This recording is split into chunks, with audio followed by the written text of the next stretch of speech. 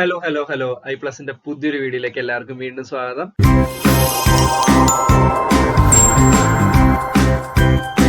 അപ്പൊ നമ്മൾ already PYQ series ചെയ്തുകൊണ്ടിരിക്കുകയാണ്. നമ്മൾ കുറെ ചോദ്യങ്ങൾ ഡിസ്കസ് ചെയ്തു, എല്ലാവരും പഠിച്ചു എന്ന് വിചാരിക്കുന്നു, അല്ലെങ്കിൽ കണ്ടു എന്നെങ്കിലും വിചാരിക്കുന്നു. ഓക്കെ, നമുക്ക് പുതിയൊരു വീഡിയോയിലേക്ക് എന്തായാലും പോവാം. ഇന്നും നമ്മൾ കുറച്ച് ചോദ്യങ്ങളായിരിക്കും ഡിസ്കസ് ചെയ്യുന്നുണ്ടായിരിക്കും കേട്ടോ. അപ്പൊ എല്ലാവരും സ്ട്രോങ് അല്ലേ? പോലെന്നാ നോക്കിയേ. ആദ്യം തന്നെ വളരെ എളുപ്പമുള്ള ഒരു ചോദ്യം. എന്ത് സമാധാനം. Which among the following is not a case work tool. Case work എന്താന്നുള്ള അറിയുന്നല്ലേ നമുക്ക് എല്ലാവർക്കും. സോഷ്യൽ വർക്കിന്റെ പ്രൈമറി മെത്തേഡ്സിൽ ഒന്നാണ് സോഷ്യൽ കേസ് വർക്ക് എന്ന് പറയുന്നത്. കേസ് വർക്കിന്റെ ടൂൾ അല്ലാത്ത ഏതാണെന്ന് ചോദിച്ചിരിക്കുന്നത്. ഓക്കെ, നമ്മളൊരു പേപ്പറായിട്ട്, ഒരു ഫുൾ പേപ്പറായിട്ട് പഠിച്ചിട്ടുള്ളതാണ് അല്ലെ എന്താ കേസ് വർക്ക് എന്നൊക്കെ. സോഷ്യൽ കേസ് വർക്കിന്റെ ടൂൾ അല്ലാത്ത ലിസണിങ് സോഷ്യൽ കേസ് വർക്കിന്റെ ടൂൾ ആണ് അല്ലെ. ലിസണിങ് ടൂൾ ആണ്, നമുക്കറിയാം.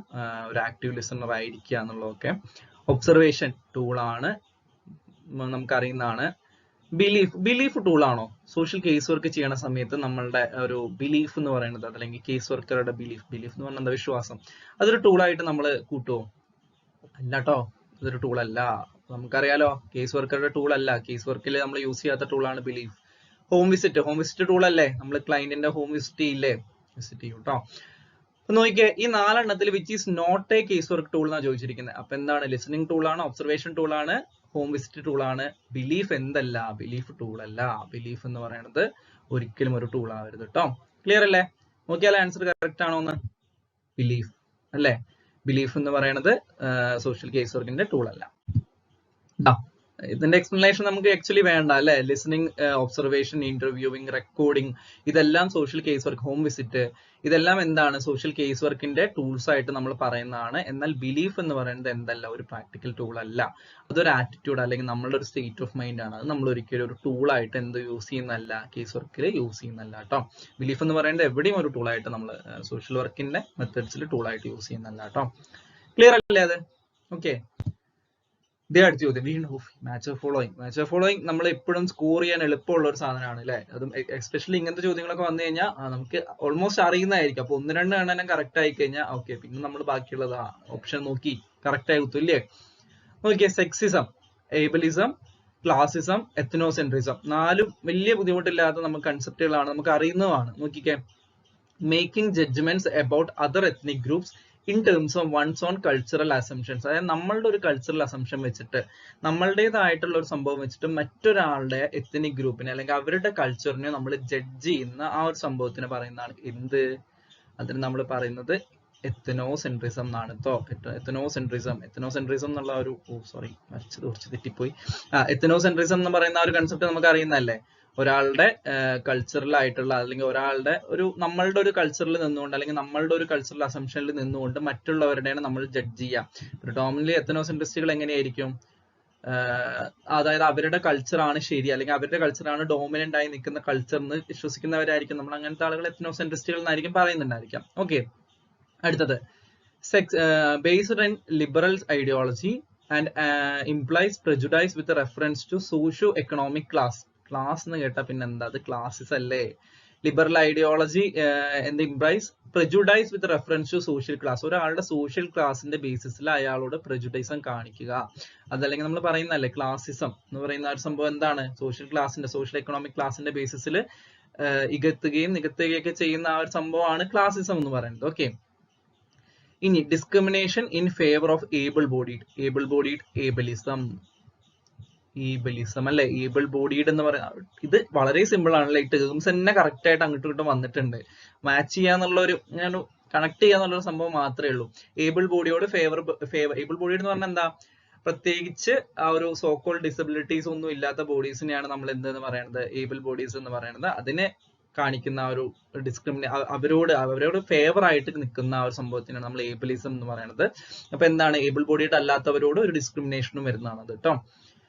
Prejudice or discrimination on the ground of sexism അല്ലെ. സെക്സിന്റെ ബേസിസിൽ ഒരു ഡിസ്ക്രിമിനേഷനോ പ്രെജുഡൈസോ കാണിക്കുകയാണെങ്കിൽ അത് നമ്മൾ പറയുന്ന പേരാണ് എന്തെന്ന് പറയുന്നത്? സെക്സിസം എന്ന് പറയുന്നത്. വളരെ സിമ്പിൾ അല്ലേ. ജസ്റ്റ് ആ ഒരു പേരുകൾ മാത്രം അങ്ങോട്ടും ഇങ്ങോട്ടും കണക്ട് ചെയ്യേ വേണ്ടു, ഒരു ബുദ്ധിമുട്ടും ഇല്ല അല്ലല്ലോ. ഒന്ന് നോക്കിയാൽ AD വരും, B3 C2 റിവേഴ്സ് ഓർഡർ നോക്കിയാലോ. Sorry, A4 B3 C2 D1 ഇതല്ലേ ആൻസർ വരുന്നത്? അതാണ് അതിന്റെ ആൻസർ വരുന്നത് കേട്ടോ. നോക്കുക. അപ്പൊ അതിന്റെ എക്സ്പ്ലനേഷൻ വേണ്ടല്ലോ, അത് വളരെ സിമ്പിൾ ആയിട്ടുള്ള ഒരു ചോദ്യമാണ്, നമ്മൾ ഓൾറെഡി ഡിസ്കസ് ചെയ്തു, കുഴപ്പമില്ലല്ലോ. ഓക്കെ, അടുത്ത ചോദ്യം നോക്കാം. The effectiveness of A group is measured on indicators like. വളരെ ശ്രദ്ധിക്കേണ്ട ഒരു ചോദ്യമാണ്, എപ്പോഴും നമ്മൾ കൂടുതൽ പേർക്ക് തെറ്റിയ ഒരു ചോദ്യമാണ്. എന്താ effectiveness of A group is measured on indicators like. അതായത് ഇൻഡിക്കേറ്റർ ആണ് ചോദിച്ചിരിക്കുന്നത്. ഈ ഒരു ഇൻഡിക്കേറ്റർ എന്നുള്ള വാക്കിന് ഇവിടെ വളരെ ഇമ്പോർട്ടൻസ് ഉണ്ട്. നിങ്ങൾ വിചാരിക്കും ഇൻഡിക്കേറ്റർക്ക് ബന്ധപ്പെട്ട വലിയ ഇമ്പോർട്ടൻസ്, വണ്ടി ഓടിക്കുമ്പോൾ ഇൻഡിക്കേറ്റർ ഇട്ടില്ലെങ്കിൽ തീർന്നില്ലേ? അതേപോലെ തന്നെ ഇൻഡിക്കേറ്റർ എന്നുള്ള ഒരു വാക്കിന് ഇവിടെ വളരെ ഇമ്പോർട്ടന്റ് ഉണ്ട്. കാരണം എന്താണെന്ന് വെച്ച് കഴിഞ്ഞാൽ നമ്മളോട് ചോദിച്ചിരിക്കുന്നത് ഇൻഫ്ലുവൻസ് ചെയ്യുന്നതല്ല. നമ്മൾ കഴിഞ്ഞൊരു വീഡിയോയിൽ നമ്മൾ ഈ ഒരു സാധനം ഡിസ്കസ് ചെയ്തിട്ടുണ്ടായിരുന്നു, ഫാക്ടേഴ്സ് ഇൻഫ്ലുവൻസ് ചെയ്യുന്ന ഫാക്ടർ, ഒരു എൻട്രോപ്പിയുടെ ഒക്കെ ഒരു ചോദ്യം. അപ്പൊ ഇവിടെ നമ്മളോട് ചോദിച്ചിരിക്കുന്നത് ഇൻഡിക്കേറ്റർ എന്ന് പറഞ്ഞാൽ എന്താ? ഇൻഡിക്കേറ്റർ എപ്പോഴാണ് നമ്മൾ ഇൻഡിക്കേറ്റർ ഇടുന്നത്? വണ്ടിയിൽ ഇൻഡിക്കേറ്റർ ഇടുന്നത് അതായത് കാണുമ്പോൾ തന്നെ മനസ്സിലാവണം ആ വണ്ടി തിരിയാൻ പോവുകയാണ്. അതിന് വേണ്ടിയിട്ടല്ലേ നമ്മൾ ഇൻഡിക്കേറ്റർ ഇടുന്നത്. ആ ഇൻഡിക്കേറ്റർ കാണുമ്പോൾ ആൾക്കാർക്ക് മനസ്സിലാവും, ഓക്കെ ഇൻഡിക്കേറ്റ് ചെയ്യാണ്, നമ്മളൊരു സൂചന കൊടുക്കുകയാണ്. ഓക്കെ, അത് കണ്ടു കഴിഞ്ഞാൽ മനസ്സിലാവും എന്ത്, വണ്ടി തിരിയും. ഇപ്പോൾ ഇവിടെ നമ്മളോട് ചോദിച്ചിരിക്കുന്നത് എഫക്റ്റീവ്നെസ് ഗ്രൂപ്പിന്റെ എഫക്റ്റീവ്നെസ് കണ്ടുപിടിക്കാനുള്ള സൂചന എന്താണ്? എന്ത് കണ്ടാൽ നമുക്ക് മനസ്സിലാവും ഗ്രൂപ്പ് എഫക്റ്റീവ് ആണോ എഫക്റ്റീവ് അല്ലേ എന്നുള്ളതാണ് ചോദിച്ചിരിക്കുന്നത്. എന്തല്ല ചോദിച്ചിരിക്കുന്നത്, ഇൻഫ്ലുവൻസ് ചെയ്യുന്നതല്ല. എന്താണ് ഗ്രൂപ്പ് എഫക്റ്റീവ്നെസ്സിനെ എന്താ പറയാ ഇൻഫ്ലുവൻസ് ചെയ്യാൻ പറ്റുന്ന ഫാക്ടർ എന്നല്ല ചോദിച്ചിരിക്കുന്നത്, ഇൻഡിക്കേറ്റർ ആണ്. Okay, number of persons, emotional environment, education of the group, task orientation, locality in which group exist. ഏതൊക്കെയായിരിക്കും ഇതില് ഇൻഡിക്കേറ്റേഴ്സ് ആയിട്ട് വരിക? അതായത് ഇത് കണ്ടു കഴിഞ്ഞാൽ നമുക്ക് മനസ്സിലാവണം, ആ ഒരു സംഭവം കണ്ടാൽ നമുക്ക് മനസ്സിലാവണം ഗ്രൂപ്പ് എഫക്റ്റീവ് ആണോ എഫക്റ്റീവ് അല്ലേ എന്ന്. പറയട്ടെ, ആക്ച്വലി വരുന്നത് ഇമോഷണൽ എൻവയോൺമെന്റും ടാസ്ക് ഓറിയന്റേഷനും മാത്രമാണ് ഇതിൽ എന്ത് വരുന്നുള്ളൂ, ഇൻഡിക്കേറ്റേഴ്സ് ആയിട്ട് വരുന്നുള്ളൂ. നിങ്ങൾ വിചാരിക്കും കുറെ ആളുകൾ ഉണ്ടെങ്കിൽ ഗ്രൂപ്പ് വർക്ക് മോശമാവില്ലേ, അല്ലെങ്കിൽ കുറവ് ആളുകളെ ഉള്ളെങ്കിൽ ഗ്രൂപ്പ് വർക്ക് മോശമാവില്ലേ?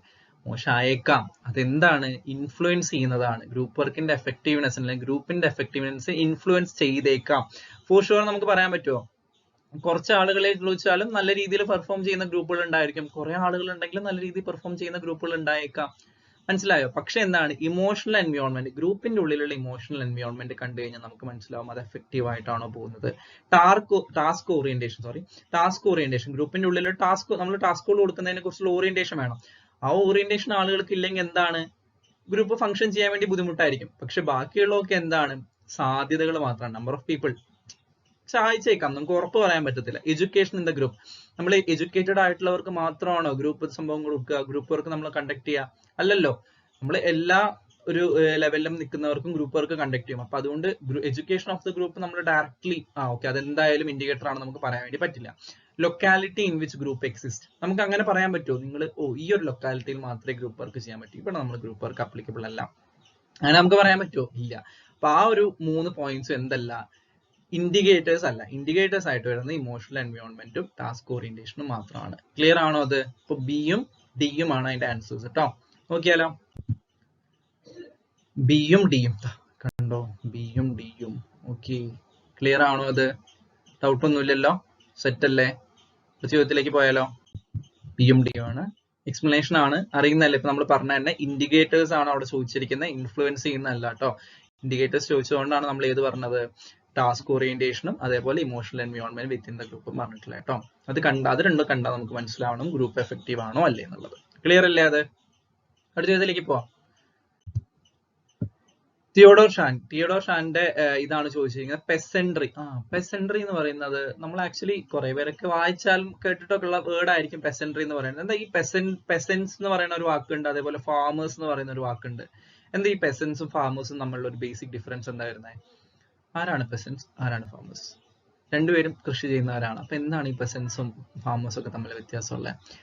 ഒന്നുമില്ല, ഫാമേഴ്സ് എന്ന് പറയുന്നത് മാർക്കറ്റ് ഡിപ്പെൻഡന്റേഴ്സ് ആണ്. അതായത് അവര് മാർക്കറ്റിനെ ഡിപ്പെൻഡ് ചെയ്തിട്ടാണ് അവരുടെ കൃഷി ഇറക്കുന്നതും അതേപോലെ തന്നെ അവര് അതിന്റെ വിളവെടുക്കുന്നതും ഒക്കെ. എങ്ങനെയാണ്? അവര് മാർക്കറ്റാണ് അവരുടെ ഫോക്കസ്. അതായത് ഈ സാധനം മാർക്കറ്റിൽ കൊണ്ടുപോയി കൊടുത്ത് അതിന്ന് പൈസ ഉണ്ടാക്കണം, അതാണ് ആരുടെ ഫോക്കസ് എന്ന് പറയുന്നത്? ഫാമേഴ്സിന്റെ ഫോക്കസ് എന്ന് പറയുന്നത് അല്ലെ, അവരുടെ ഒരു ലൈവ്ലിഹുഡ് അങ്ങനെയാണ്. പക്ഷെ പെസൻസ് അങ്ങനെയല്ല. പെസൻസ് എന്ന് പറയുന്നത് അവര് കൃഷി ചെയ്യുന്നത് കൺസപ്ഷന് വേണ്ടിയിട്ടാണ്, അവർക്ക് കൺസ്യൂം ചെയ്യാൻ വേണ്ടിയിട്ടാണ് അവർ കൃഷി ചെയ്യുന്നത്. അവര് കൺസ്യൂം ചെയ്ത് ബാക്കി വരുന്ന സർപ്ലസ് മാത്രമാണ് എന്ത് ചെയ്യുന്നത്, അവര് മാർക്കറ്റിലേക്ക് കൊടുക്കുന്നത്. മനസ്സിലായോ? അപ്പൊ അവരൊരിക്കലും എന്തല്ല, പെസൻസ് മാർക്കറ്റിനെ ഡിപ്പെൻഡ് ചെയ്യുന്നില്ല. അവർക്ക് വേണ്ടിയാണ് കൃഷി ചെയ്യുന്നത്, അവർക്ക് കൺസ്യൂം ചെയ്യാനാണ്. ബാക്കി വരുന്നത് മാത്രമാണ് എന്തിനു ചെയ്യുന്നുള്ളൂ, മാർക്കറ്റിലേക്ക് കൊടുക്കുന്നുള്ളൂ. നോൺ പ്രൊഡ്യൂസേഴ്സ് ആയിട്ടുള്ളവർക്ക് കിട്ടാൻ വേണ്ടിയിട്ട് കൊടുക്കുന്നുള്ളൂ. അതായത് പ്രൊഡ്യൂസ് ചെയ്യാത്തവർക്ക് വേണ്ടിയിട്ട് ഇവരുടെ സർപ്ലസ് മാത്രമേ കൊടുക്കുന്നുള്ളൂ. അതായത് ഇവർ കൃഷിയിൽ നിന്ന് മൊത്തം കൊടുക്കുന്നില്ല. പക്ഷെ എന്താണ് ഫാമേഴ്സ് അങ്ങനെയല്ല, അവര് ലൈവ്ലിഹുഡിന്റെ ഭാഗമാണ്. അപ്പൊ ഇത് കൊടുത്തിട്ട് വേണം അവർക്ക് ക്യാഷ് കിട്ടാൻ വേണ്ടിയിട്ട്. ക്ലിയർ ആണോ? ആ ഒരു ബേസിക് ഡിഫറൻസ് ഓർത്ത് വെക്കുക കേട്ടോ, ഫാമേഴ്സും പെസൻസും തമ്മിലുള്ള. അപ്പൊ നോക്കിയേ, തിയോഡോർ ഷാനിന്റെ ക്യാരക്ടറിസ്റ്റിക്സ് ഓഫ് പെസൻട്രി, പെസൻട്രിയുടെ ക്യാരക്ടറിസ്റ്റിക്സ് ആണ് ചോദിച്ചിട്ടുള്ളത്.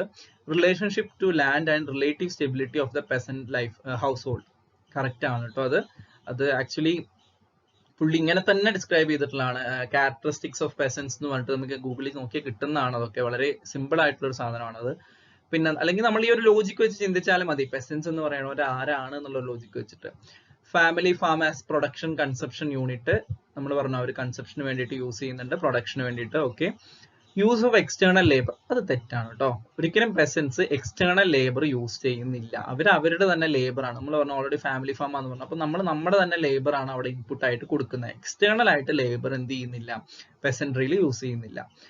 Relatively high degree of independence from other producers and from the market. നമ്മളിപ്പോ പറഞ്ഞല്ലേ, അവർക്ക് എന്താണ് മാർക്കറ്റ് എന്നും അതർ പ്രൊഡ്യൂസേഴ്സ് എന്നും അവർ ഇൻഡിപെൻഡന്റ് ആണ്. കാരണം എന്താ, അവരുടെ കൺസംഷന് വേണ്ടിയിട്ടാണ് യൂസ്, അല്ലെങ്കിൽ അവർക്ക് കൺസ്യൂം ചെയ്യാൻ വേണ്ടി യൂസ് ചെയ്യുന്നതാണ്. സർപ്ലസ് വരുന്ന മാത്രമേ അവർക്ക് മാർക്കറ്റിൽ എത്തിക്കണ്ടൂ.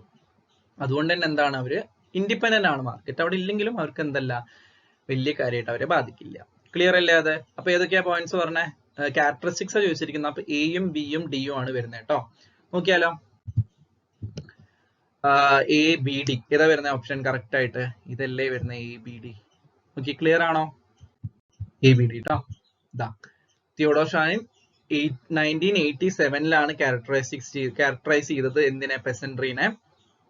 Relationship to land and stability of the peasant household, family farm as the basic conception production unit ആയിട്ട് പറയുന്നുണ്ട്. പിന്നെന്താ, high degree of independence from other producers and market കേട്ടോ. നമ്മൾ ഓൾറെഡി ഡിസ്കസ് ചെയ്യണം. അപ്പൊ ഇത് ഓർത്ത് വെക്കുക. പെസൻട്രി എന്താന്നുള്ള ഒരു ബേസിക് സാധനം ഓർത്ത് വെച്ചാൽ തന്നെ നമുക്ക് അതിന്ന് കണക്ട് ചെയ്ത് കിട്ടുന്നേ ഉള്ളൂ കേട്ടോ. ക്ലിയർ അല്ലേ അത്? വീണ്ടും മാച്ച് ഓഫ് ഫോളോയിങ്. എന്താ ചോദ്യങ്ങൾ വന്നാൽ എപ്പം നെറ്റും ജെആർഎഫ് നമ്മുടെ കയ്യിലിരുന്നു അല്ലെ. നോക്കിക്കേ, ഏതൊക്കെയാ കുറച്ച് സ്കീംസും യോജനാസ് ഒക്കെയാണ്. എന്തൊക്കെയാ? സുമിത്വ യോജന, മഹിളാ സമ്മാൻ സേവിംഗ് സർട്ടിഫിക്കറ്റ്, സമഗ്ര ശിക്ഷ നമുക്ക് അറിയണതല്ലേ. പിന്നെന്താ, കൃഷ്യോന്നതി യോജന. ഓക്കെ, 4 യോജനകൾ കൊടുത്തിട്ടുണ്ട്, അല്ലെങ്കിൽ 4 സ്കീംസ് കൊടുത്തിട്ടുണ്ട്. ഇത് ഏത് വർഷമാണ്? ഇത് കുറച്ച് ബുദ്ധിമുട്ടല്ലേ. വർഷം മാച്ച് ഫോളോയിങ് എളുപ്പമാണ്, പക്ഷെ വർഷം നമുക്ക് അത്ര ഇഷ്ടമല്ല. സുമിത്വ യോജന നമ്മളിപ്പോ ഓൺഗോയിങ് ആയിട്ട് നമുക്ക് ഇപ്പൊ റീസെന്റ് ഒക്കെ അതിന്റെ വർക്കുകളൊക്കെ നമ്മൾ കേരളത്തിൽ കണ്ടിട്ടുള്ളതാണ്. സുമിത്വ യോജന ആക്ച്വലി വന്നത് 2020 കേട്ടോ. സുമിത്വ യോജന. ഓക്കെ, മഹിളാ സമ്മാൻ സേവിംഗ് സർട്ടിഫിക്കറ്റ് അറിയോ? ഏത് വർഷം വന്നേന്ന്? 2000. അറിയാവുന്നവര് മാർക്ക് ചെയ്യാം കേട്ടോ. ഞാൻ പറയുന്നതിന്റെ മുന്നേ തന്നെ മാർക്ക് ചെയ്യാൻ, മനസ്സിൽ ആൻസർ ഒക്കെ വിചാരിക്കുക. 2023 സമഗ്ര ശിക്ഷ എപ്പോഴാ വന്നേ? 2018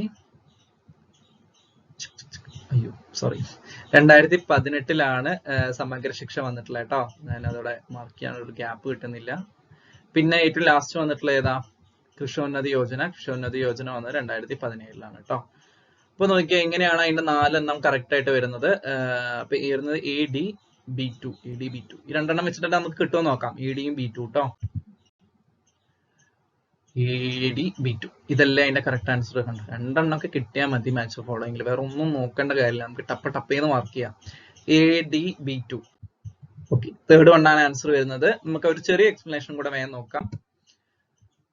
സുമിത്വ യോജന എന്ന് പറയുന്നത് 2020 വന്നിട്ടുണ്ടായിരുന്നത്. നമ്മൾ കേട്ടിട്ടുള്ളതാണ്. Survey of villages and mapping with improvised technology in village areas എന്നുള്ള ഒരു സ്കീമാണ് 2020-21 അത് ഇംപ്ലിമെന്റ് ചെയ്തിട്ടുണ്ടായിരുന്നത്. 2025 ചെയ്ത് തീർക്കുക എന്നുള്ള രീതിയിലായിരുന്നു. ഇപ്പൊ നമ്മളൊക്കെ കാണാറില്ലല്ലേ, വീട്ടിലൊക്കെ സർവേക്ക് ആൾക്കാർ വരുന്നൊക്കെ. ഇപ്പൊ റീസെന്റ് വന്നിട്ടുണ്ടായിരുന്നു, പുതിയ റീസർവേ വന്നിട്ട് സ്ഥലങ്ങളൊക്കെ തിട്ടപ്പെടുത്തുക എന്നുള്ള രീതിയിലൊക്കെ.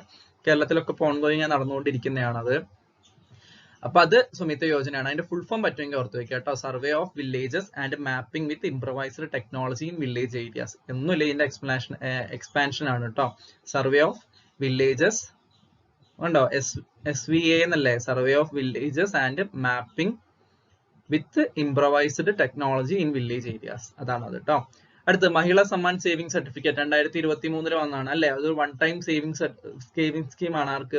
ഗേൾസിനും വുമണിനും വേണ്ടി വന്നിട്ടുള്ളതാണ്. മിനിമം 2 വർഷത്തേക്ക് സേവിങ്സ് കൊടുക്കുക അല്ലെങ്കിൽ ഡെപ്പോസിറ്റ് ചെയ്യുക എന്നുള്ള സ്കീമാണ്. ഇൻട്രസ്റ്റ് റേറ്റ് ഒക്കെ കമ്പാരിറ്റീവ്ലി കൂടുതൽ കൊടുക്കുന്ന ഒരു സ്കീമാണ് ഇത് മഹിളാ സമ്മാൻ സേവിംഗ് സർട്ടിഫിക്കറ്റ് എന്ന് പറയുന്നത് കേട്ടോ. 2023. വർഷം ഓർത്ത് വെക്കുക. 23 വയസ്സുള്ള ഒരു സ്ത്രീന്നോ അങ്ങനെ എന്തെങ്കിലുമൊക്കെ ഓർത്ത് വെക്കുക, എളുപ്പം കിട്ടാൻ വേണ്ടിയിട്ട് കേട്ടോ. സമഗ്ര ശിക്ഷ എന്താണ്? 2018 വന്നിട്ടുണ്ടായിരുന്നത്. നമുക്കറിയാം ഒരു 3 സ്കീംസ് ഉണ്ട്, RMSA അതേപോലെ SSA TE. RMSA എന്താ? രാഷ്ട്രീയ മധ്യമിക് ശിക്ഷാ അഭിയാൻ, RMSA ആണത്. അതേപോലെ സർവശിക്ഷാ അഭിയാൻ ആയിട്ടുള്ള SSA, പിന്നെ ടീച്ചർ എഡ്യൂക്കേഷൻ ആയിട്ടുള്ള TE. ഇത് മൂന്നും കമ്പൈൻ ചെയ്തുകൊണ്ട് 2018 വന്നിട്ടുള്ള integrated programme for school education in India, ഇന്ത്യയിലെ സ്കൂൾ എഡ്യൂക്കേഷൻ ഇന്റഗ്രേറ്റ് അല്ലെങ്കിൽ ഇന്റഗ്രേറ്റഡ് ആയിട്ടുള്ള ഒരു പ്രോഗ്രാം എന്നുള്ള രീതിയിലാണ് ഏത് വന്നത്? സമഗ്ര ശിക്ഷ വന്നത് കേട്ടോ. നമ്മളൊക്കെ പഠിക്കുന്ന സമയത്ത് ഏതായിരുന്നു? സർവശിക്ഷാ അഭിയാനൊക്കെ ആയിരുന്നു അല്ലെ, SSA ആയിരുന്നു ഉണ്ടായിരുന്നത്. പിന്നെ ഇതിനെല്ലാം കൂടെ ക്ലബ് ചെയ്തിട്ട് RMSA അതേപോലെ SSA TE ഇതിനെ മൂന്നും ക്ലബ് ചെയ്തിട്ട് ഏതാണ്? സമഗ്ര ശിക്ഷ 2018 വന്നു കേട്ടോ. ഓക്കെ. പിന്നെ കൃഷ്ണോന്നതി യോജന. കൃഷ്ണോന്നതി യോജന എന്ന് പറയുന്നത് ആക്ച്വലി ഒരു 11 സ്കീംസിനെ കംപ്രൈസ് ചെയ്തിട്ടുള്ള ഒരു അംബ്രല്ല ടേം ആണ് ഇതെന്ന് പറയുന്നത്. കൃഷ്ണോന്നതി യോജന എന്ന് പറയുന്നത് മെയിൻലി അഗ്രികൾച്ചർ സെക്ടറിലാണ് ആ ഒരു യോജന കണക്ട് കേട്ടാൽ തന്നെ മനസ്സിലാവുന്നതല്ലേ, കൃഷ്ണോന്നതി, കൃഷിയുടെ ഉന്നതി എന്നുള്ള രീതിയിൽ ഓർത്ത് വെക്കുക.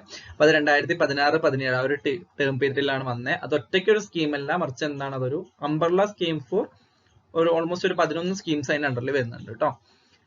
ക്ലിയർ അല്ലേ? ഇത് വളരെ സംഭവമാണ്, വളരെ ഡ്രൈ ആയിട്ടുള്ള ഒരു സാധനമാണ് ഈ യോജന. അതിന്റെ വർഷം അത് എന്തിനു വേണ്ടിയുള്ള എന്നുള്ളതാണ്. പക്ഷെ ജസ്റ്റ് ആ ഒരു സംഭവം ഇനി നിങ്ങൾ ഇത് കേട്ടാലെങ്കിലും നിങ്ങൾക്ക് ഓർമ്മ വരും. വർഷം ഓർത്തില്ലെങ്കിലും എന്താണ് ആ സ്കീം എന്നെങ്കിലും നിങ്ങൾക്ക് ഓർമ്മ വരുമെന്ന് പ്രതീക്ഷിക്കുന്നു. ഓക്കെ. Understanding consciousness. ഓക്കെ, ഇത് റിസർച്ച് റിലേറ്റഡ് ആണ്. കോൺഷ്യസ്നസ് എന്ന് പറയുന്നത് ഡെഫിനറ്റ്ലി എ ഗോൾ ഓഫ്. ഇതിൽ കുറച്ച് റിസർച്ചുകൾ കൊടുത്തിട്ടുണ്ട്, ഇൻവെസ്റ്റിഗേഷൻസ് കൊടുത്തിട്ടുണ്ട്. ഇതിൽ ഏതിലാണ് അണ്ടർസ്റ്റാൻഡിങ് റിസർച്ച്? എനിക്ക് തോന്നുന്നു ഒരു ആൻസർ അല്ല എക്സ്പെക്ട് ചെയ്യുന്നത്. നമുക്ക് ഒരു ആൻസർ അല്ല എന്ന് നിങ്ങൾക്ക് മനസ്സിലാവില്ല. 5 ഓപ്ഷൻ ഇപ്പൊ തന്നെ ഉണ്ട് ഇതില്, 4 നമുക്ക് സാധാരണ വരും. ഓക്കെ, അപ്പൊ ഏതിലൊക്കെയാണ് കോൺഷ്യസ്നസ് എന്ന് പറയുന്നത് ഗോൾ ആയിട്ടുള്ളത്? എംപെരിക്കൽ ഇൻവെസ്റ്റിഗേഷൻ എന്താ? എംപെരിക്കൽ ആയിട്ടുള്ള വാല്യൂസ് വെച്ചിട്ട് നമ്മൾ നടത്തുന്ന റിസർച്ച് ആണ്. അതിൽ നമ്മൾ എന്താണ്? കോൺഷ്യസ്നെസ്സിനെ മനസ്സിലാക്കാൻ വേണ്ടി ചെയ്യുന്നുണ്ട്. തിയററ്റിക്കൽ ആയിട്ടുള്ള ഇൻവെസ്റ്റിഗേഷൻ, തിയറീസ് വെച്ചിട്ടുള്ളതാണ്, നമുക്കറിയാം. അതിലും നമ്മൾ കോൺഷ്യസ്നസ് മനസ്സിലാക്കുന്നുണ്ട്. എക്സ്പെരിമെന്റൽ സ്കൂൾസ് ഓഫ് ഇൻവെസ്റ്റിഗേഷൻ, നമ്മൾ കോൺഷ്യസ്നസ് മനസ്സിലാക്കുന്നുണ്ട്. അണ്ടർസ്റ്റാൻഡ് കോൺഷ്യസ്നസ് എന്ന് എന്താ? ഒരു സ്വബോധം എന്നുള്ള അർത്ഥത്തിൽ വരുന്ന, അല്ലെങ്കിൽ ബോധം എന്നുള്ള ഒരു ഇതിൽ വരുന്ന കേട്ടോ. ആ ഒരു സറൗണ്ടിങ്സിനെ കുറിച്ചിട്ടും സ്വയത്തെ കുറിച്ചിട്ടുള്ള ആ ഒരു അറിവ്, അതിനാണ് കോൺഷ്യസ്നസ്. അപ്പൊ അത് മനസ്സിലാക്കാൻ വേണ്ടി, അല്ലെങ്കിൽ അത് ഗോളായിട്ട് വരുന്നത് ഈ 3 റിസർച്ച് ഇൻവെസ്റ്റിഗേഷൻ വഴി നമുക്ക് പറ്റും. എക്കണോമിക് ഇൻവെസ്റ്റിഗേഷൻ, സാമ്പത്തികമായ ഇൻവെസ്റ്റിഗേഷൻ, അതിൽ നമ്മൾ കോൺഷ്യസ്നസ് മനസ്സിലാക്കുന്നില്ല. പൊളിറ്റിക്കൽ ഇൻവെസ്റ്റിഗേഷൻ, ഇതിൽ രണ്ടിലും നമ്മൾ മനസ്സിലാക്കുന്നില്ല. അപ്പൊ ഏതൊക്കെ നമ്മുടെ ഇത് വരുന്നത്? Empirical investigation, theoretical investigation, experimental school of investigation. ഇതിൽ മൂന്നിലും എന്താണ്? ഇതിന് മൂന്നിനും ബോധം വേണം എന്നുള്ള ഒരു രീതിയിലെങ്കിലും ഓർത്ത് വെക്കുക കേട്ടോ. ET, empirical, experimental, theoretical. Okay. എക്കണോമിക്കും അത് കേട്ടാൽ തന്നെ നിങ്ങൾ മനസ്സിലാവില്ലേ? എക്കണോമിക് ഓക്കെ, സാമ്പത്തികപരമായിട്ടുള്ളതായിരിക്കും. പൊളിറ്റിക്കൽ, രാഷ്ട്രീയപരം, അതിൽ നമ്മൾ ബോധ്യത്തെ നോക്കണ്ട. ഓക്കെ, അങ്ങനെ ഓർത്ത് വെക്കുക കേട്ടോ. അപ്പൊ ഇതൊക്കെ നമ്മൾ പറഞ്ഞ എയും ബിയും സിയും അല്ലെ, ഇത് 3ആണ് വരുന്നത് അല്ലേ? നോക്കിയാലോ, അതെ, എയും ബിയും സിയും ആണ് അതിന്റെ ആൻസർ കറക്റ്റ് ആയിട്ട് വരുന്നത് കേട്ടോ. ഓക്കെ, അപ്പൊ അത് ക്ലിയർ ആയി എന്ന് വിചാരിക്കുന്നു. ഡൗട്ട് ഒന്നും ഇല്ലല്ലോ? അത് നമ്മൾ ആ ഡിസ്കസ് ചെയ്ത് തന്നെയാണ് അത് വരുന്നത്. ഓക്കെ. അടുത്തത് hand maiden model of social policy is also known as. നമ്മൾ കുറെ സഞ്ചരിച്ച് സോഷ്യൽ പോളിസി വരെ എത്തി അല്ലെ. സോഷ്യൽ പോളിസി റിലേറ്റഡ് ആയിട്ടുള്ള ഇങ്ങനത്തെ ഒരു ചോദ്യം ആദ്യമായിട്ടായിരിക്കും. നമ്മൾ ഗ്രൂപ്പ് വർക്കും അതേപോലെ തന്നെ കമ്മ്യൂണിറ്റി ഓർഗനൈസേഷൻ കണക്ട് ചെയ്ത് കുറെ മോഡൽസ് പഠിച്ചിട്ട് പോയി. പക്ഷെ ഇവിടെ ഹാൻഡ് മെയ്ഡൻ മോഡലാണ് ചോദിച്ചിരിക്കുന്നത്. അത് ഏത് പോളിസി അല്ലെങ്കിൽ ഏത് സോഷ്യൽ പോളിസിയുടെ മറ്റൊരു പേരാണെന്ന് ചോദിച്ചിരിക്കുന്നത്. ഏത് പോളിസിയാണെന്ന് അറിയോ? Redistributive model, residual welfare model, solidarity model, industrial achievement performance model. Handmaiden model എന്ന് പറയുന്നത് ആക്ച്വലി ഇൻഡസ്ട്രിയൽ അച്ചീവ്മെന്റ് പെർഫോമൻസ് മോഡലിന്റെ മറ്റൊരു പേരാണ് കേട്ടോ. ക്ലിയർ ആണോ? അത് ഇതിൽ ഈ റീഡിസ്ട്രിബ്യൂട്ടീവ് മോഡൽ ആണെങ്കിലും റെസിഡ്വൽ മോഡൽ ആണെങ്കിലും ഇൻഡസ്ട്രിയൽ അച്ചീവ്മെന്റ് പെർഫോമൻസ് മോഡൽ ആണെങ്കിലും ഇതെല്ലാം ഒരുമിച്ച് നിൽക്കുന്നതാണ്. അതായത് ഒരേ ഓതർ തന്നെ പ്രപ്പോസ് ചെയ്തിട്ടുള്ള 3 മോഡൽസ് ആണ് കേട്ടോ. നമുക്കത് നോക്കാം, എക്സ്പ്ലനേഷൻ നോക്കാം. അപ്പൊ ഓർത്ത് വെക്കുക, ഹാൻഡ് മെയ്ഡൻ മോഡൽ എന്ന് പറയുന്നത് ഇൻഡസ്ട്രിയൽ അച്ചീവ്മെന്റ് പെർഫോമൻസ് മോഡലിന്റെ മറ്റൊരു പേരാണ്. ഓക്കെ, അതാണ് ആൻസർ. നോക്കാം. റിച്ചാർഡ് ടിറ്റ്മസ് 1974 ഈ മോഡൽസ് മുഴുവൻ, അതായത് ഇപ്പൊ നമ്മൾ പറഞ്ഞ റെസിഡ്വൽ മോഡൽ ആണെങ്കിലും അതല്ലെങ്കിൽ എന്താ പറയാ റീഡിസ്ട്രിബ്യൂട്ടീവ് മോഡൽ ആണെങ്കിലും ഇൻഡസ്ട്രിയൽ അച്ചീവ്മെന്റ് പെർഫോമൻസ് മോഡൽ ആണെങ്കിലും ഈ 3 മോഡൽസും പ്രപ്പോസ് ചെയ്തത് ആരാണ്? റിച്ചാർഡ് ടിറ്റ്മസ് 1974 പ്രപ്പോസ് ചെയ്തിട്ടുള്ള മോഡൽസ് ആണ് കേട്ടോ. എന്താ ഈ 3 മോഡൽസിലും പറയുന്നത്? Residual model. എന്താ റെസിഡ്വൽ വെൽഫെയർ മോഡലിൽ പറയുന്നത്? റെസിഡ്വൽ വെൽഫെയർ മോഡൽ പറയുന്നത് സ്റ്റേറ്റിന് റോള് വളരെ കുറവായിട്ടുള്ള ഒരു മോഡലാണ് ഇത് റെസിഡ്വൽ വെൽഫെയർ മോഡൽ എന്ന് പറയുന്നത്. അതായത് വെൽഫെയർ, സ്റ്റേറ്റ് പ്രൊവൈഡ് ചെയ്യുന്ന വെൽഫെയർ എന്ന് പറയുന്നത് ലാസ്റ്റ് റിസോർട്ടാണ്, ഏറ്റവും അവസാനത്തെ അത്താണിയാണ്. അല്ലെങ്കിൽ എന്താ പറയുക, ഏറ്റവും ലാസ്റ്റ് മാത്രമേ നമ്മൾ അതിനെ കൺസിഡർ ചെയ്യേണ്ടതായിട്ടുള്ളൂ. അതായത് ഒരു ഫാമിലി എന്ന് പറയുന്ന അതല്ലെങ്കിൽ ഫാമിലിയും പ്രൈവറ്റ് മാർക്കറ്റും, ഇങ്ങനത്തെ രണ്ടെണ്ണ സംഭവങ്ങളുണ്ട്. ഒരു അതർ സിസ്റ്റംസ് ഓഫ് സപ്പോർട്ട് എന്നുള്ള രീതിയിൽ പറയുന്നതാണ് ഫാമിലിയും അതേപോലെ പ്രൈവറ്റ് മാർക്കറ്റും. ഈ രണ്ട് സിസ്റ്റംസ് ഓഫ് സപ്പോർട്ടും ഫെയിലായി, അത് രണ്ടിനും ഹെൽപ്പ് ചെയ്യാൻ വേണ്ടി പറ്റിയില്ല. അത്തരം ഘട്ടങ്ങളിൽ മാത്രമാണ് എന്ത് ചെയ്യേണ്ട ആവശ്യമുള്ളൂ, സ്റ്റേറ്റ് വെൽഫെയർ പ്രൊവൈഡ് ചെയ്യേണ്ട ആവശ്യമുള്ളൂ എന്നുള്ളതാണ് ഇതിൽ പറയുന്നത്. റെസിഡ്വൽ വെൽഫെയർ മോഡൽ എന്ന് പറയുന്നത് വളരെ ടെമ്പററി ആയിട്ട് മാത്രമേ സ്റ്റേറ്റിന് ഇന്റർവീൻ ചെയ്യണ്ടൂ, സ്റ്റേറ്റിന് ഇന്റർവെൻഷൻ വളരെ കുറച്ച് മതി എന്നുള്ള ഒരു കൺസെപ്റ്റ് ആണ് ഇതിൽ വരുന്നത്, റെസിഡ്വൽ വെൽഫെയർ മോഡൽ വരുന്നത് കേട്ടോ. എന്താ നമ്മൾ പറഞ്ഞ, ഫാമിലിയും അതേപോലെ തന്നെ പ്രൈവറ്റ് മാർക്കറ്റും ആ രണ്ട് സപ്പോർട്ട് സിസ്റ്റവും ഫെയിലായി, ഇനി അവർക്ക് വേറെ സപ്പോർട്ട് ഒന്നും കിട്ടാനില്ല, അത്രയും ഘട്ടത്തിൽ ലാസ്റ്റ് റിസോർട്ട് എന്നുള്ള രീതിയിൽ മാത്രമേ സ്റ്റേറ്റിന്റെ വെൽഫെയർ ഇവിടെ ഇനാബിൾ ചെയ്യുന്നുള്ളൂ കേട്ടോ. ഓക്കെ, അടുത്തത് ഇൻഡസ്ട്രിയൽ അച്ചീവ്മെന്റ് പെർഫോമൻസ് മോഡലാണ്. ഇത് കുറച്ചും കൂടി ഒരു എക്കണോമിക് ഗ്രൗണ്ട്സിൽ വരുന്നതാണ്. അതായത് ഇവിടെ ഇമ്പോർട്ടൻസ് കൊടുക്കുന്ന ഏതിനാണ് കൊടുത്തിട്ടുള്ളത്, economic contribution is the basis of welfare.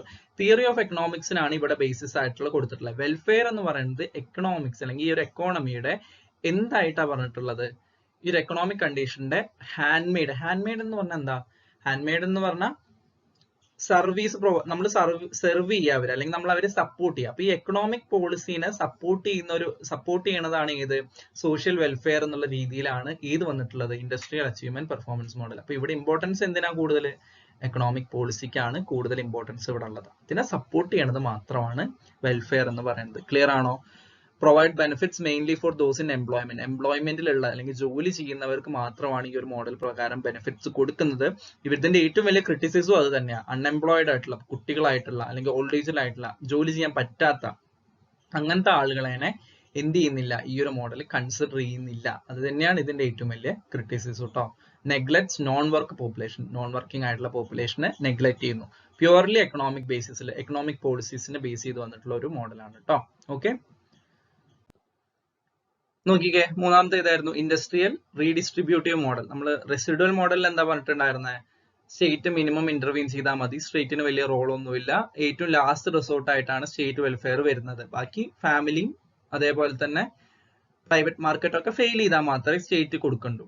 ഇവിടെ അങ്ങനെയല്ല, റീഡിസ്ട്രിബ്യൂട്ടീവ് മോഡലിൽ സ്റ്റേറ്റിന് വളരെ വലിയ റോൾ ഉണ്ട്. സ്റ്റേറ്റ് എന്താന്ന് പറയുന്നത്, റെഡ്യൂസ് ഇൻഇക്വാലിറ്റി ബൈ റീഡിസ്ട്രിബ്യൂട്ടിംഗ് റിസോഴ്സസിനെ റീഡിസ്ട്രിബ്യൂട്ട് ചെയ്യുക. എങ്ങനെയൊക്കെ, പ്രോഗ്രസീവ് ടാക്സേഷൻ വഴി, വെൽഫെയർ പ്രോഗ്രാംസ് വഴി, സബ്സിഡീസ് വഴി. ഇപ്പൊ ഈ മൂന്ന് രീതിയിലും സ്റ്റേറ്റ് റീഡിസ്ട്രിബ്യൂട്ട് ചെയ്യുക റിസോഴ്സസിനെ, അതുവഴി ഇൻഇക്വാലിറ്റി കുറയ്ക്കുക എന്നുള്ളതാണ് ഇത് ഇൻഡസ്ട്രിയൽ റീഡിസ്ട്രിബ്യൂട്ടീവ് മോഡൽ എന്ന് പറയുന്നത്. ഇത് മൂന്നും ടിറ്റ്മെന്റ് മോഡലാണ്, നമ്മൾ റിച്ചാർഡ് ടിറ്റ്മെന്റ് മോഡലിൽ വരുന്നതാണ്. ഈ മൂന്ന് നമ്മളിപ്പോ ഡിസ്കസ് ചെയ്ത മൂന്നെണ്ണം.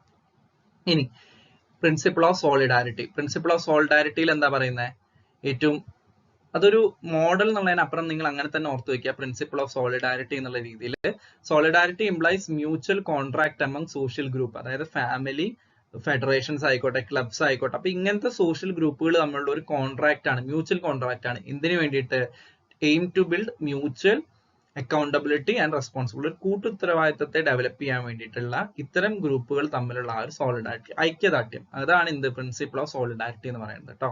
അതൊരു മോഡൽ എന്നുള്ളതിനപ്പുറം ഒരു പ്രിൻസിപ്പിൾ എന്നുള്ള രീതിയിൽ ഓർത്ത് വെക്കുക. സോഷ്യൽ പോളിസിയുടെ തന്നെ പ്രിൻസിപ്പിൾ ആയിട്ട് വരുന്നതാണ് കേട്ടോ. ക്ലിയർ ആണോ അത്? അടുത്ത ചോദ്യത്തിലേക്ക് പോവാം. The changes brought in Indian society and culture as a result of over 150 years of British rule, and the term subsumes changes occurring at different levels: technology, institution, ideology, values. What does the above statement define? ഒരു statement ആണ് കൊടുത്തിട്ടുള്ളത്. എന്താ statement? The changes brought in Indian society and culture as a result of over 150, അതായത് 150 വർഷത്തോളമുള്ള British റൂളിന്റെ ഭാഗമായിട്ട് Indian സൊസൈറ്റിയിലും കൾച്ചറിലും വന്നിട്ടുള്ള മാറ്റങ്ങൾ. Okay, and the term subsumes changes occurring at different levels: technology, institution, ideology, values. ഇതിലൊക്കെ വന്നിട്ടുള്ള ആ ഒരു മാറ്റങ്ങൾ ബ്രിട്ടീഷ് റൂളിന്റെ ഭാഗമായിട്ട് ഇന്ത്യൻ സൊസൈറ്റിയിലും കൾച്ചറിലും ടെക്നോളജി, ഇൻസ്റ്റിറ്റ്യൂഷൻ, ഐഡിയോളജി, വാല്യൂസ്, ഇതൊക്കെ വന്നിട്ടുള്ള മാറ്റങ്ങളെ നമ്മൾ എന്ത് ടേം വെച്ച് കൊടുക്കും എന്നാണ് ചോദിച്ചിട്ടുള്ളത്. ക്ലിയർ ആണോ? അപ്പൊ ഏതൊക്കെ ഓപ്ഷൻ നോക്കിയേ, സാൻസ്ക്രിറ്റൈസേഷൻ ഉണ്ട്, ഇൻഡസ്ട്രിയലൈസേഷൻ ഉണ്ട്, വെസ്റ്റേണൈസേഷൻ ഉണ്ട്, പെറോക്കിയലൈസേഷൻ ഉണ്ട്. ഏതാ വരുന്നത്? അതിന്റെ ആൻസർ വരുന്നത് വെസ്റ്റേണൈസേഷൻ ആണ് അതിന്റെ ആൻസർ വരുന്നത് കേട്ടോ. നമുക്ക് അറിയുന്നല്ലേ, വെസ്റ്റേണൈസേഷന്റെ ഭാഗമായിട്ടാണ് ഇന്ത്യൻ സൊസൈറ്റിയിലും കൾച്ചറും നമ്മൾ നിരന്തരം കേൾക്കുന്ന ഒരു സാധനം വെസ്റ്റേണൈസേഷൻ ആണ്, ഇതെല്ലാം വെസ്റ്റേണൈസേഷന്റെ ഭാഗമാണെന്നുള്ളത് അല്ലേ. നമുക്ക് എന്താണ് ആ 4 ടെർമിനോളജി എന്താണെന്നുള്ളത് നോക്കാം. അപ്പൊ ഇതിന്റെ ആൻസർ വരുന്നത് വെസ്റ്റേണൈസേഷൻ ആണ് കേട്ടോ. വെസ്റ്റേണൈസേഷൻ ഇത് നോക്കിക്കേ, westernisation refers to the changes in Indian society and culture due to British rule. British rule കാരണം ഇന്ത്യൻ സൊസൈറ്റിയിലും കൾച്ചറിലും ഇതിലൊക്കെ മെയിൻ ആയിട്ട് ടെക്നോളജി, ഇൻസ്റ്റിറ്റ്യൂഷൻ, ഐഡിയോളജി, വാല്യൂസ് ഇതിലെല്ലാം വന്നിട്ടുള്ള മാറ്റങ്ങളെയാണ് നമ്മൾ എന്ത് വെസ്റ്റേണൈസേഷൻ, വെസ്റ്റ് എന്നാണ് ബ്രിട്ടീഷ്, സോ വെസ്റ്റേൺ ആ ഒരു ഇൻഫ്ലുവൻസ് വെസ്റ്റേണൈസേഷൻ. മനസ്സിലായോ?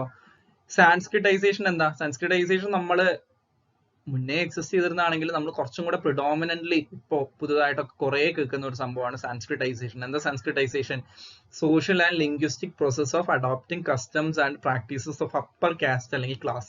അപ്പർ കാസ്റ്റിന്റെ അല്ലെങ്കിൽ അപ്പർ ക്ലാസിന്റെ സോഷ്യൽ ലിംഗ്വിസ്റ്റിക് പ്രോസസ്സിനെയൊക്കെ അല്ലെങ്കിൽ അഡോപ്റ്റ് ചെയ്യുക, അവരുടെ കസ്റ്റംസിനെയും പ്രാക്ടീസസിനെയും അഡോപ്റ്റ് ചെയ്യുന്ന ആ ഒരു സാമൂഹികവും അതേപോലെ ലിംഗ്വിസ്റ്റിക്കലായിട്ടുള്ള ഭാഷാപരമായിട്ടുള്ളതുമായിട്ടുള്ള ആ ഒരു പ്രോസസ്സിനെയാണ് നമ്മൾ എന്തെന്ന് പറയുന്നത്? സാൻസ്ക്രിറ്റൈസേഷൻ എന്ന് പറയുന്നത്. ക്ലിയർ ആണോ? അപ്പർ ക്ലാസ് എന്താണ് ചെയ്യുന്നത് അതിനെ അഡാപ്റ്റ് ചെയ്തുകൊണ്ട്, അതാണ് ഒരു കൾച്ചർ അല്ലെങ്കിൽ കസ്റ്റം എന്നുള്ള രീതിയിൽ നമ്മൾ സാൻസ്ക്രിറ്റൈസേഷൻ്റെ എന്താ സംസ്കൃതവൽക്കരണം എന്നൊക്കെ നമ്മൾ പറയുന്നതാണ് കേട്ടോ. അതിനെയാണ് നമ്മൾ സാൻസ്ക്രിറ്റൈസേഷൻ എന്ന് പറയുന്നത്. ഇനി ഇൻഡസ്ട്രിയലൈസേഷൻ അറിയണതല്ലേ? മാനുഫാക്ചർ അല്ലെങ്കിൽ അഗ്രികൾച്ചർ എന്നുള്ള ഒരു എക്കണോമീനെ എന്തിലേക്ക്? മാനുഫാക്ചറിംഗ് എക്കോണമിയിലേക്കുള്ള ആ ഒരു ട്രാൻസ്ഫോർമേഷനെയാണ് നമ്മൾ എന്തെന്ന് പറയുന്നത്? സിംപിളി ഇൻഡസ്ട്രിയലൈസേഷൻ എന്ന് പറയുന്നത് കേട്ടോ. ഓക്കെ,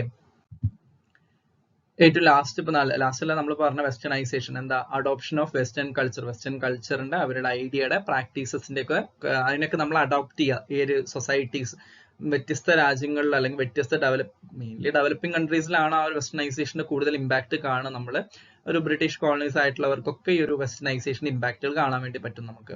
ഇത്തരം ഇതിനെയാണ് നമ്മൾ വെസ്റ്റേണൈസേഷൻ എന്ന് പറയുന്നത്. എന്താ? Adoption of western culture, ideas and practices. Clear ആണോ അത്? ഓക്കെ. പെറോക്കിലൈസേഷൻ. പെറോക്കിലൈസേഷൻ കുറച്ചും കൂടെ ഒരു പുതിയ ടെർമിനോളജി ആയിരിക്കും. എന്താ പെറോക്കിലൈസേഷൻ എന്ന് പറയുന്നത്? Decision taken based on solely local interest that do not take into account the effect on larger population. അതായത് ഒരു ലാർജർ പോപ്പുലേഷൻ, ഒരു വലിയൊരു ഗ്രൂപ്പ് ഓഫ് ആളുകളിൽ അത് എങ്ങനെ ഇമ്പാക്ട് ചെയ്യും എന്ന് നോക്കാതെ കുറച്ച് ലോക്കൽ ആയിട്ടുള്ള ചില വളരെ ഒരു ചെറിയ ഗ്രൂപ്പ് ഓഫ് ആളുകളുടെ ഇൻട്രസ്റ്റ് മാത്രം കൺസിഡർ ചെയ്തുകൊണ്ട്, അല്ലെങ്കിൽ അവിടുത്തെ തദ്ദേശ ഇൻട്രസ്റ്റ് മാത്രം കൺസിഡർ ചെയ്തുകൊണ്ട്, അല്ലെങ്കിൽ ആരാണോ പവറിലുള്ള അവരുടെ ഇൻട്രസ്റ്റ് മാത്രം കൺസിഡർ ചെയ്തുകൊണ്ട് നമ്മൾ എന്ത് ചെയ്യുക? ഒരു ഡിസിഷൻ എടുക്കുകയാണെങ്കിൽ അതിനെയാണ് നമ്മൾ എന്ത് ചെയ്യുക? പെറോക്കിലൈസേഷൻ. അതിന്റെ വരും വരായ്മകളെ കുറിച്ച് ചിന്തിക്കാതിരിക്കുകയോ അതെങ്ങനെ ഒരു വൈഡർ ആയിട്ടുള്ള ഒരു പോപ്പുലേഷൻ എഫക്ട് ചെയ്യുന്നൊന്നും കൺസിഡർ ചെയ്യാതെ നമ്മൾ ഡിസിഷൻ എടുക്കുകയാണെങ്കിൽ നമ്മൾ അതിനെ പറയുന്ന പേരാണ് എന്ത്? പെറോക്കിലൈസേഷൻ എന്ന് പറയുന്നത് കേട്ടോ. ക്ലിയർ ആണോ അത്? ആ ടെർമിനോളജീസ് എക്സ്പ്ലെയിൻ ചെയ്തു എന്നേ ഉള്ളൂ. നമ്മുടെ ആൻസർ വരുന്ന ഏതായിരുന്നു?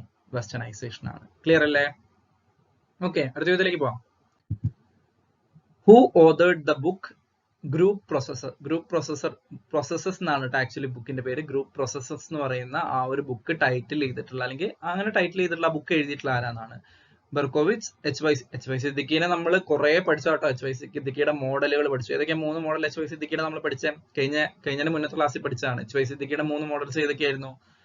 ഏതൊക്കെയാ എച്ച് വൈ സിദ്ദിഖിയുടെ 3 model? Neighbourhood development model, structural change model, പിന്നെ സിസ്റ്റം ചേഞ്ച് മോഡൽ. അങ്ങനെ ഒരു 3 മോഡലൊക്കെ നമ്മൾ ആരുടെ പഠിച്ചിട്ടുണ്ടായിരുന്നു? സിദ്ദിഖിയുടെ 3 മോഡൽസ് എന്നൊക്കെ രീതി പഠിച്ചിട്ടുണ്ടായിരുന്നു. ഓർമ്മയുണ്ടോ? സിദ്ദിഖിയുടെയും റുത്മാന്റിന്റെ ഒക്കെ മോഡൽസ് പഠിച്ചിട്ടുണ്ടായിരുന്നു കേട്ടോ. അത് ജസ്റ്റ് ആ വീഡിയോ ഒക്കെ നോക്കാം കേട്ടോ ഒന്ന്. അപ്പോ ഗ്രൂപ്പ് പ്രോസസ്സസ് എന്ന് പറയുന്ന ആ ഒരു മോഡല് ആരാണ് പ്രപ്പോസ്, അല്ലെങ്കിൽ ആ ബുക്ക്, സോറി മോഡലല്ല, ബുക്ക് ആരാണ് എഴുതിയെന്നാണ് ചോദിച്ചിരിക്കുന്നത്. H Y Siddiqui, H B Trecker, RW Toseland and Rivas. Toseland and റിവേഴ്സിനെ നമ്മൾ കഴിഞ്ഞ ക്ലാസ്സിൽ ഡിസ്കസ് ചെയ്തിട്ടുണ്ടായിരുന്നതാണ് കേട്ടോ. എങ്ങനെയായിരുന്നു എഫക്റ്റീവ് ഗ്രൂപ്പിന്റെ ക്യാരക്ടറിസ്റ്റിക്സ് പറഞ്ഞ ഒരു സമയത്ത്. ഓക്കെ, ഇതിന്റെ ആൻസർ വരുന്നത് ഏതാ?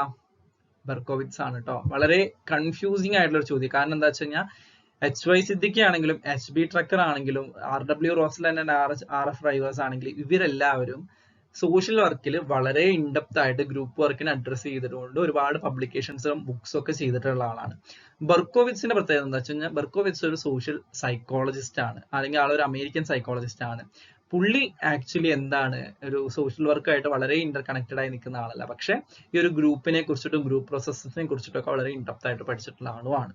അപ്പൊ അതുകൊണ്ടാണ് ഇങ്ങനെ ഒരു ചോദ്യം വന്നത്. അപ്പൊ നമ്മൾ സാധാരണ നമ്മുടെ ഒരു ideology group work, Siddiqui group വർക്കിൽ എന്തൊക്കെയോ പറഞ്ഞിട്ടുണ്ട്, ട്രക്കർ എന്തൊക്കെയോ പറഞ്ഞിട്ടുണ്ട്, റോസ്ലൻഡും പറഞ്ഞിട്ടുണ്ട്. അപ്പൊ ഇവരിൽ ആരെങ്കിലും ആവും. ബെർക്കോവിറ്റ്സ് നമ്മൾ ശ്രദ്ധിക്കില്ല, പക്ഷെ ലിയോണാർഡ് ബെർക്കോവിറ്റ്സ് ആണ് ആക്ച്വലി ഇതിന്റെ ഒരു പ്രോസസ് ചെയ്തിട്ടുള്ളത് കേട്ടോ. ബെർക്കോവിറ്റ്സ് ആണ്. എക്സ്പ്ലനേഷൻ നോക്കാം. Group processes was authored by Leonard Berkowitz ആണ്. 1978 focusing on group dynamics and പ്രോസസ്സിലാണ് അദ്ദേഹം ചെയ്തിട്ടുണ്ടായിരുന്നത്. എച്ച് ബി ടെക്കർ, അതിന്റെ കൂടെ അവരുടെ എച്ച് ബി ടെക്കറിന്റെ സിദ്ദിഖിയുടെ ഒക്കെ മെയിൻ ബുക്സും കൂടെ ആഡ് ചെയ്യാണ്. എച്ച് ബി ടെക്കർ ഗ്രൂപ്പ് വർക്കിൽ തന്നെ social group work principle and practices എന്നുള്ള രീതിയിൽ എഴുതിയിട്ടുണ്ട്. H Y Siddiqui group work theories and practices എന്നുള്ള രീതിയിൽ എഴുതിയിട്ടുണ്ട്. ടോസ്ലൻ ആൻഡ് റിവാസിന്റെ introduction to group work practice. ഈ ഇൻട്രൊഡക്ഷൻ ടു ഗ്രൂപ്പ് വർക്ക് പ്രാക്ടീസിൽ തന്നെ എന്ത് പറയുന്നുണ്ട്, ഗ്രൂപ്പ് പ്രോസസ്സ് അപ്പോയിന്റ് ആയിട്ട് വരുന്നുണ്ട്. എന്നാൽ പോലും നമ്മളോട് ചോദിച്ചിരിക്കുന്നത് എന്താ, ബുക്ക് ടൈറ്റിൽഡ് ഗ്രൂപ്പ് പ്രോസസ്സസ് എന്നാ. അതുകൊണ്ടാണ് നമ്മൾ എഴുതിയത് ലിയോണാർഡ് ബെർക്കോവിറ്റ്സ് എഴുതിയിട്ടുള്ളത് കേട്ടോ. ക്ലിയർ അല്ലേ? അത് ക്ലിയർ ആണെന്ന് വിചാരിക്കുന്നു. അടുത്ത ചോദ്യത്തിലേക്ക് പോവാം. Okay, who has classified social work practice into 4 systems: the client system, the target system, the action system and change system. ആ സിസ്റ്റം കൊടുത്തിട്ടുണ്ട്. ഇത് ആരാണ് ക്ലാസിഫൈ ചെയ്തിട്ടുള്ളതാണ്? ഓക്കെ, നമ്മൾ കേട്ടിട്ടുള്ള സിസ്റ്റംസ് ആയിരിക്കും, എന്നാലും സിമ്പിൾ ആയിട്ടുള്ള സിസ്റ്റം ആണെങ്കിലും ഇങ്ങനെ ഒരു ക്ലാസിഫിക്കേഷൻ കൊടുത്ത ആരാണ് കേട്ടോ. Okay, Compton and ഗലാവെ, കിന്ദുക്ക and ബ്രിജ്മോഹൻ, Herbert ബിൻസ്നോ, പിന്നെ പിൻകസ് ആൻഡ് മിനാഹൻ. നോക്കിക്കേ, ആരായിരിക്കും? ഒരു 4 സിസ്റ്റം ക്ലാസിഫിക്കേഷൻ കൊടുത്തതാണ്. ക്ലയന്റ് സിസ്റ്റം ഉണ്ട്, ടാർഗറ്റ് സിസ്റ്റം ഉണ്ട്, ആക്ഷൻ സിസ്റ്റം ഉണ്ട്, ചേഞ്ച് സിസ്റ്റം ഉണ്ട്. ആൻസർ അറിയാവുന്നവരൊന്ന് മാർക്ക് ചെയ്തേ, പെട്ടെന്ന് മാർക്ക് ചെയ്തേ. നമ്മള് കേൾക്കാത്ത പേരുകളുണ്ടോ ഇതില്? ക്രോംപ്ടൺ, ഗലാവെ, കിന്ദുക്ക, ബ്രിജ്മോഹൻ, ഹെർബർട്ട് ബിസ്നോ, കേൾക്കാത്ത പേരുണ്ടോ? ആക്ച്വലി ഇതിന്റെ ആൻസർ വരുന്നത് പിൻകസ് മിഹാൻ ആണ് കേട്ടോ. അതിന്റെ ആൻസർ വരുന്നത് നമുക്ക് നോക്കാം, എക്സ്പ്ലനേഷൻ നോക്കാം, എന്താ സിസ്റ്റം എന്നൊക്കെ പറഞ്ഞുതരാം. ക്ലിയർ അല്ലേ? ചോദ്യം ക്ലിയർ അല്ലേ? ചോദ്യം ആൻസറും ക്ലിയർ ആണെന്ന് വിചാരിക്കുന്നു. ഓക്കെ, പിൻകസ് ആൻഡ് മിനാഹൻ, സോറി, പിൻകസ് ആൻഡ് മിനാഹൻ ആണ് ആൻസർ വരുന്നത്. ഇതാ, പിൻകസ് ആൻഡ് മിനാഹൻ 1973 സോഷ്യൽ വർക്ക് പ്രാക്ടീസിന് 4 സിസ്റ്റം എന്നുള്ള രീതിയിലേക്ക് ക്ലാസിഫൈ ചെയ്തിട്ടുണ്ടായിരുന്നു. ഒന്ന് ക്ലയന്റ് സിസ്റ്റം. അതായത് പുള്ളി പറഞ്ഞിട്ടുണ്ടായിരുന്നത് നമ്മുടെ ക്ലയന്റും അവരുടെ എൻവയോൺമെന്റും തമ്മിൽ ഇന്റർ കണക്റ്റഡ് ആണ്, അത് തമ്മിൽ ഇന്റർ ഡിപ്പെൻഡൻസി ഉണ്ട്. അപ്പൊ ഇതിൽ ഒന്നിലുണ്ടാവുന്ന ചേഞ്ചും മറ്റേതിലും ഇൻഫ്ലുവൻസ് ചെയ്യും. ഇങ്ങനെ ഒരു കൺസെപ്റ്റ് ആയിരുന്നു ഇതിലുണ്ടായിരുന്നത്, ഈ ഒരു സിസ്റ്റം ഇതിലുണ്ടായിരുന്നത്. അപ്പൊ ഇതിൽ ക്ലയന്റ് സിസ്റ്റം എന്ന് ഉദ്ദേശിക്കുന്നത് ഇവിടെ ആരെയാണ്? ഇൻഡിവിജ്വലിനെ അല്ലെങ്കിൽ ഒരു ഗ്രൂപ്പിനെ, ആരാണോ ഹെൽപ്പ് സീക്ക് ചെയ്യുന്നത് അവരെയാണ് നമ്മൾ ക്ലയന്റ് സിസ്റ്റം എന്നുള്ളതുകൊണ്ട് ഉദ്ദേശിക്കുന്നത്. ടാർഗറ്റ് സിസ്റ്റം എന്ന് പറയുന്നത് എന്താണ് അവിടെ ചേഞ്ച് വരേണ്ടത്, എന്തിലാണ് അവിടെ മാറ്റം വരേണ്ടതായിട്ടുള്ളത്, ആ ഒരു പ്രോബ്ലം എന്താണ്, അല്ലെങ്കിൽ എന്തിലെ മാറ്റം വന്നാലാണ് ഇതിലെ ഡൈനാമിക്സ് മാറുക. The system needs to change, അതിനെയാണ് നമ്മൾ എന്തെന്ന് പറയുന്നത്, ടാർഗറ്റ് സിസ്റ്റം എന്ന് ഉദ്ദേശിക്കുന്നത് കേട്ടോ. 3, the action system. Action system എന്തായിരിക്കാം? നമ്മൾ ഉപയോഗിക്കുന്ന റിസോഴ്സസ് എന്താണ്, അതല്ലെങ്കിൽ നമ്മൾ ഉപയോഗിക്കുന്ന സ്ട്രാറ്റജി എന്താണ്, ഇതിനെയാണ് നമ്മൾ എന്തോ ആക്ഷൻ സിസ്റ്റം. നമ്മൾ ആ ഒരു പേര് പറയുന്നത് തന്നെ. ക്ലയന്റ് സിസ്റ്റം എന്ന് പറഞ്ഞാൽ ആരാണോ ഹെൽപ്പ് ആവശ്യമുള്ളത്, ക്ലയന്റ്. 2, target system. എന്താ ടാർഗറ്റ്, എവിടെയാണ് നമ്മൾ ടാർഗറ്റ് ചെയ്യുന്നത്, എന്തിൽ ടാർഗറ്റ് ചെയ്യുക, ഇതിൽ മാറ്റം കൊണ്ടുവരാം. ആക്ഷൻ സിസ്റ്റം, നമ്മൾ എങ്ങനെയാണ് ആക്ഷൻ ചെയ്യുന്നത്, റിസോഴ്സ് എന്താ ഉപയോഗിക്കുന്നത്, സ്ട്രാറ്റജി എന്താ യൂസ് ചെയ്യുന്നത്, അതാണ് ആക്ഷൻ സിസ്റ്റം. 4, എന്താ change agent system. Change agent system ആയിരിക്കാം, ആരായിരിക്കും ചേഞ്ച് ഏജന്റ്? അവിടെ ആരാ ചേഞ്ച് കൊണ്ടുവരുന്നത്? ഒന്നെങ്കിൽ സോഷ്യൽ വർക്കർ ആയിരിക്കാം, ഏജൻസി ആയിരിക്കാം. അപ്പൊ അങ്ങനത്തെ ആളുകളെയാണ് നമ്മൾ എന്ത് പറയുന്നത്, ചേഞ്ചിന്റെ ഏജന്റുമാർ അല്ലെ. അപ്പൊ അതെങ്ങനെയായി? സോഷ്യൽ വർക്കർ അല്ലെങ്കിൽ ഏജൻസി ആണ് അവിടെ ചേഞ്ച് ഏജന്റ് സിസ്റ്റം എന്ന് പറയുന്നത്. അപ്പൊ ഇങ്ങനെ 4 സിസ്റ്റം ആയിട്ട് കൊടുത്തത് പിൻകസ് ആൻഡ് മിനാഹൻ ആണ്. 1973 കൊടുത്തിട്ടുള്ളത് കേട്ടോ. ക്ലിയർ അല്ലേ അത്? ഓക്കെ, ഇനി ഇതിന്റെ കൂടെ തന്നെ നമ്മൾ വേറൊരു ഓപ്ഷൻ ആയിരുന്നായിരുന്നു, ഹെർബർട്ട് ബിൻസോ എല്ലാം വളരെ മുന്നേ തന്നെ ഫിലോസഫി ഓഫ് സോഷ്യൽ വർക്ക് എന്ന് പറയുന്ന വർക്കുകളൊക്കെ ചെയ്തിട്ടുണ്ടായിരുന്നതാണ്. ബ്രിജ്മോഹൻ ആണെങ്കിലും അതേപോലെ കിന്ദുക്കൊക്കെ ആണെങ്കിലും അവരുടെ ഒരു പാരഡോക്സ് എന്നൊക്കെ പറഞ്ഞിട്ട് ഒരു വർക്കുകൾ വരുന്നുണ്ട്. അത് നോക്കി നോക്കുക. അത് അത്ര എന്താ പറയാ, കുറച്ചൊരു ലൈം ലൈറ്റിൽ നിൽക്കുന്ന അല്ലാത്തതുകൊണ്ടാണ്. പക്ഷെ നമ്മൾ ഈ ഒരു ക്രോംപ്ടൺ ആൻഡ് ഗലാവെ എന്ന് പറയുന്നത് വളരെ ആ ഒരു പേര് തന്നെ, ആ ഒരു കോമ്പിനേഷനിൽ തന്നെ ചെയ്തിട്ടുള്ള ഒരു ബുക്കാണ് സോഷ്യൽ വർക്ക് പ്രോസസ്സസ് എന്ന് പറയുന്ന ഒരു ബുക്ക്. 1975 നമ്മൾ മുന്നേ കണ്ട് ഗ്രൂപ്പ് പ്രോസസ്സ് ആണ് കേട്ടോ മുന്നത്തെ ചോദ്യത്തിൽ, തെറ്റിപ്പോരുത്. സോഷ്യൽ വർക്ക് പ്രോസസ്സസ് എന്ന് പറഞ്ഞിട്ട് 1975 അവരൊരു വർക്ക് ചെയ്തിട്ടുണ്ട് കേട്ടോ. അത് ക്രോംപ്ടൺ ആൻഡ് ഗലാവെ ആ ഒരു ഓതേഴ്സിന്റെ തന്നെയാണ് വരുന്നത് കേട്ടോ. ക്ലിയർ അല്ലേ അത്? ഓക്കെ, അപ്പൊ നമ്മൾ ഇന്നും ഓൾമോസ്റ്റ് ഒരു 10 ചോദ്യം ഡിസ്കസ് ചെയ്തിട്ടുണ്ട്. എല്ലാം ക്ലിയർ ആയി എന്ന് വിചാരിക്കുന്നു. ക്ലിയർ ആവാത്തുണ്ടെങ്കിൽ അത് കമന്റ് ബോക്സിൽ ചോദിക്കുക. അപ്പൊ നമുക്കത് വരും ക്ലാസ്സുകളിൽ ഡിസ്കസ് ചെയ്ത് പോകാൻ വേണ്ടി പറ്റും. ഓക്കെ, മുന്നത്തെ വീഡിയോസ് കാണാത്തവരുണ്ടെങ്കിൽ കാണുക. നമ്മൾ ഇതുപോലെ കുറെ സീരീസ് ആയിട്ടാണ് നമ്മൾ ചെയ്യുന്നത്. 10 ചോദ്യങ്ങളുടെ സീരീസ് ആയിട്ടാണ് വരുന്നുണ്ടായിരിക്കുക. ക്ലിയർ ആണല്ലോ? എന്ത് ഡൗട്ട് ഉണ്ടെങ്കിലും ചോദിക്കുക. അപ്പൊ ക്ലിയർ ചെയ്യുക. നെറ്റിന്റെ പ്രിപ്പറേഷൻസ് ഒക്കെ നന്നായി ചെയ്യുക. JRF ഒക്കെ കിട്ടട്ടെ എല്ലാവർക്കും. ഓക്കെ, അപ്പൊ thank you. Have A happy day. See you in the next class. Bye.